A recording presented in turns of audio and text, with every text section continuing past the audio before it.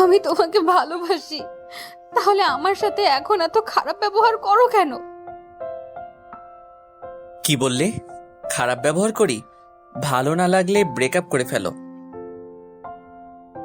Sorry. কিসের sorry? সব কিছুতে তোমার সরি। রিলেশনই রাখবো না তোমার সাথে। প্লিজ এমনটা করিও না। চুপ থাকো।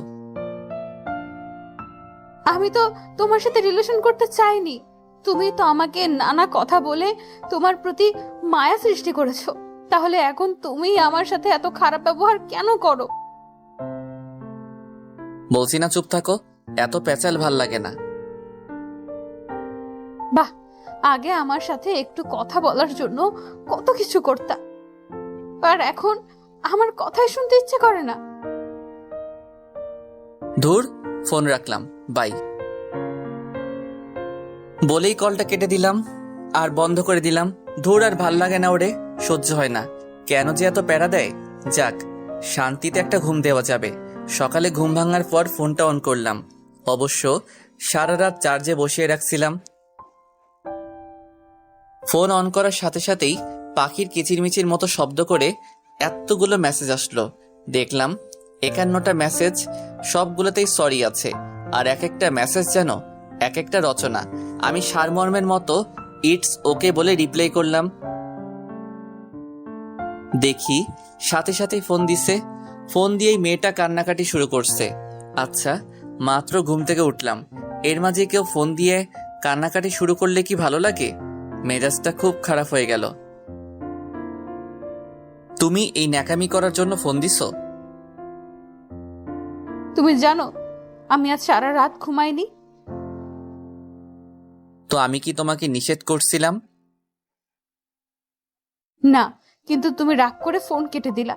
আমি কিভাবে ঘুমাই বলো? জানি না, সকালে না খেলে খেয়ে নিও। রাখছি। খেয়ে নিও মানে কি? বলো যে খেয়ে আসো, পরে কথা বলছি। আজব তো, তোমার কাছ থেকে আমার কথা শিখতে হবে? ধুর, তোমার সাথে আমার রিলেশন করাটাই ভুল হয়েছে। সবকিছুতেই তোমার ভুল ধরতেই হবে। আচ্ছা আচ্ছা, সরি, আমি খেয়ে নিব, তুমিও খেয়ে নিও। যা ইচ্ছে হয় কইরো, বাই। এই মেয়ে তো খুব আজব, শান্তিতে ঘুমাতে দিবে না, আবার ঘুম থেকে উঠলেও বকবক শুরু করবে। কেন যে এইটার সাথে রিলেশন করছিলাম? অন্য কেউ হলে কবেই চলে যেত। সারাদিন বন্ধু বান্ধবের সাথে মজা করেই কাটিয়ে দিলাম। ও অনেকবার ফোন দিছিল, কিন্তু রিসিভ করিনি। বন্ধুরা যখন বলছিল কিরে এত ফোন দিতেছে কে, তখন বলছিলাম আর বলিস না, একদম তেজপাতা করে দিছে জীবনটাকে। বলেই সবাই হো হো করে হেসে উঠলাম। রাত্রে বাসায় ফিরে নিজেই ফোন দিলাম।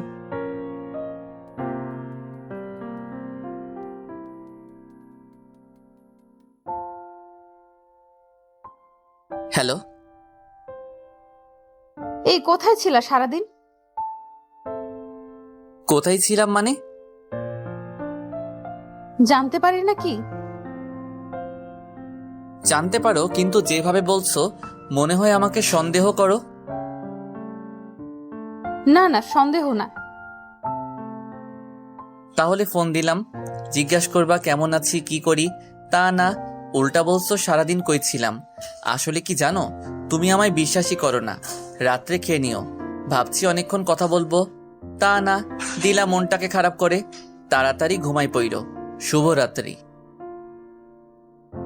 হ্যালো, ওই হ্যালো, প্লিজ শোনো। কি বলবা বলো? একটা কথা বলি, তুমি রাগ করবা না তো? বলো কি বলবা? আজ না একটা ছেলে আমাকে কল দিয়েছিল। আমি নাম্বার চিনি না, তাই রিসিভ করেছিলাম। ছেলেটা নাকি আমায় পছন্দ করে। পরে আমি ফোন কেটে দিছি, নাম্বারও ব্ল্যাক লিস্টে রেখে দিছি। এত হাসার কি হলো? ও এক ছেলে পছন্দ করে, আবার ফোনও দিচ্ছে। এই কারণে মন খুশিতে নেচে উঠছে, তাই না? ছি, অন্য একটা ছেলের জন্য আমার কোনো খোঁজ নিলা না আজ? তোমায় অনেকবার ফোন দিয়েছিলাম তো। দূর, ফোনটাই কেটে দিলাম। মেয়েটাকে কষ্ট দিলে মুখে একটা রহস্যময় হাসি ফুটে ওঠে। সবসময় ঝগড়ার সময় ওকে দোষ দেই, আর ও এতে নিজেকে অপরাধী মনে করে। আর কখনো আমার সাথে রাগ করলে ইমোশনালি ব্ল্যাকমেইল করে বিভিন্ন কথা বলি। তখন উল্টা নিজেই আমায় সরি বলে। অর্থাৎ দোষ ওর থাকলেও ওকেই সরি বলতে হবে, আমার দোষ থাকলেও ওকেই সরি বলতে হবে। তো এভাবেই চলছিল। সব সময় ওকে ঝাড়ির উপর রাখতাম, অন্য কোনো রাগও ওর উপর প্রয়োগ করতাম। কিন্তু মেয়েটা মৃদু হাসিতেই সব মেনে নিত। ইদানিং সময় নামক জিনিসটাকে ওকে একদমই দেয়া হয় না। হঠাৎ একদিন ও বলল ওর নাকি বিয়ে ঠিক হয়েছে।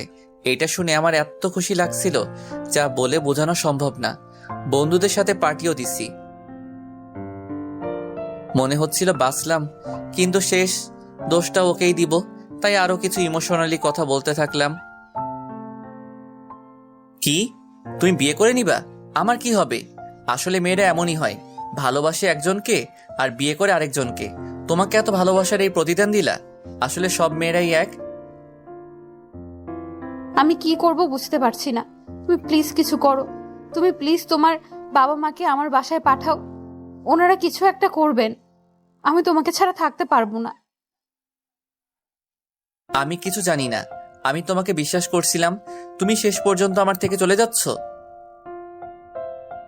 প্লিজ এমন করে বলিও না। তো কেমন করে বলবো? কেন যে তোমাকে এত ভালোবাসছিলাম নিজের লজ্জা লাগছে। কাকে ভালোবাসছি আমি? একটা স্বার্থপরকে? মেয়েটা কাঁদছে আর আমি তো মনে মনে হাসছি। এভাবেই আরো কয়েকদিন চলে গেল। আজ মেয়েটার বিয়ে। ওর বিয়ে হওয়াতে আমি মনে হয় সবচেয়ে বেশি খুশি হয়েছি। বিকাল 5টার দিকে একটা ফোন আসলো। রিসিভ করার পর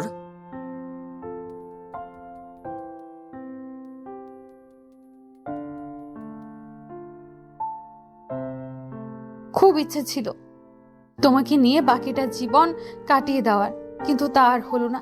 আচ্ছা, তুমি কি একটা সত্যি কথা বলবা? তুমি কি আমার সত্যিই ভালোবাসছিলা? হ্যাঁ, জানি না এটা সত্য নাকি মিথ্যা। তুমি প্লিজ ঠিক মতো খাওয়া দাওয়া করিও। আমি তো তোমার আর খোঁজ নিতে পারবো না। রাত করে বাসায় ফিরবে না কেমন? খুব তো বলতা আমি তোমাকে প্যারা দেই। আজ থেকে আর দিব না। প্লিজ ভালো থেকো, নিজের যত্ন নিও। তোমাকে চিরতরে মুক্ত করে দিলাম। পরপক্ষ চলে আসছে, আর কথা বলতে পারবো না। তুমি আমায় কিছু বলবা না? হ্যাঁ, ভালো থেকো। আর কিছু বলার আগে দেখলাম মেয়েটা ফোন কেটে দিছে। এই প্রথম ওর জন্য বুকের মাঝে চিনচিন ব্যথা অনুভব হচ্ছিল। তারপরও মনকে সান্ত্বনা দিচ্ছিলাম, যাক ভালোই হলো, হাঁপ ছেড়ে বাঁচলাম। আজ রাত্রে আর বাইরে গেলাম না। মনের অজান্তেই ফোনটা বন্ধ করে চার্জে দিয়ে ঘুমিয়ে পড়লাম। সকালে ঘুম ভাঙার পর যখন ফোনটা অন করলাম, আজ আর পাখির কিচিরমিচির শব্দের মতো কোনো মেসেজ আসলো না। তখন খুব রাগ হলো। ভাবলাম ওকে ফোন দিয়ে কয়েকটা ঝাড়ি দেই। পরক্ষণে মনে হলো ও তো আর নেই, মেসেজ দিবে কে? আমি বা কাকে ঝাড়ি দিব? কেমন যেন অদ্ভুত এক শূন্যতা অনুভব করতে লাগলাম। মনটা ঢুকরে কেঁদে উঠল।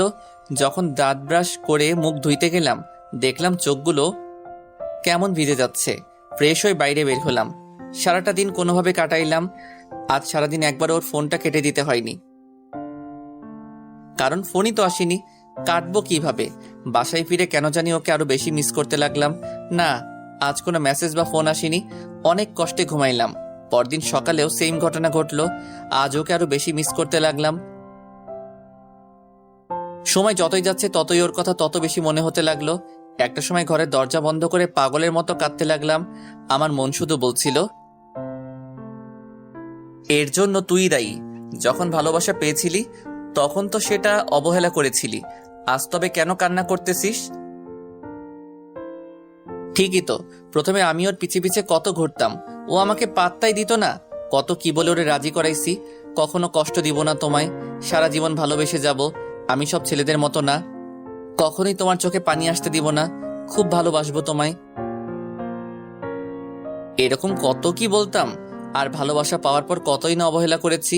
ও আগে আমাকে প্রায়ই বলতো ভালোবাসা হারিয়ে গেলেই বোঝা যায় তা কি ছিল, কিন্তু তখন কথাটার মানে বুঝতাম না। এখন বলি, যদি একটাবারও বুঝতে পারতাম ভালোবাসা হারানোর পর আমার এত কষ্ট হবে,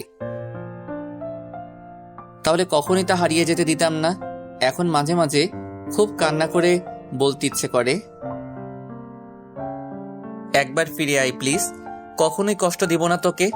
তুই রাগলে যেভাবেই পারি রাগ ভাঙাবো, কোনো মিথ্যে বলবো না, খুব ভালোবাসবো তোকে, কখনোই আর অবহেলা করব না। প্লিজ ফিরে আয়, তোর সাথে যে খুব মন খুলে কথা বলতে ইচ্ছে করে। এরকম অনেক না বলা কথাই রয়েছে ওর জন্য, কিন্তু ও আর ফিরে আসবে না। আমার এত কিছুর জন্য তো আমিই দায়ী। ভালোবাসার জন্য একসময় সবাই পাগল থাকি, কিন্তু যখন আমরা সত্যিকারের ভালোবাসা পেয়ে যাই তখন সেটাকে আর মূল্য দেই না। অবহেলায় তা হারিয়ে ফেলি, হারানোর পরই বোঝা যায় তা কি ছিল, কতটা কষ্টের। ভেবে দেখুন তো, আপনি চাইলেই বাড়ি গাড়ি সব করতে পারবেন, টাকার জন্য রূপের জন্য অনেকে আপনাকে ভালোবাসবে, কিন্তু সত্যিকারের ভালোবাসা পাবেন কি? না, পাবেন না। তাই কেউ যদি সত্যিকারের ভালোবাসা পেয়ে থাকুন, প্লিজ তা হারিয়ে যেতে দিয়েন না। এখন হয়তো তা আপনার কাছে বিরক্ত লাগতে পারে, কিন্তু যখন সেটা হারিয়ে যাবে বুঝতে পারবেন কি হারিয়েছেন জীবন থেকে। এক সময় খুব কাঁদবেন, কিন্তু তখন তাকে আর ফিরে পাবেন না। তাই ভালোবাসাকে হারিয়ে যেতে না দিয়ে ভালোবেসে ভালোবাসাকে ধরে রাখুন। যদিও এটা আমার লাইফ স্টোরি না, তবে আমরা এইভাবেই সত্যিকারের ভালোবাসাগুলোকে অবহেলা করে থাকি। হারানোর পর বুঝি সে কি ছিল লাইফে। বাই দ্য ওয়ে, গল্পটি কেমন লেগেছে তা অবশ্যই জানাতে ভুলবেন না।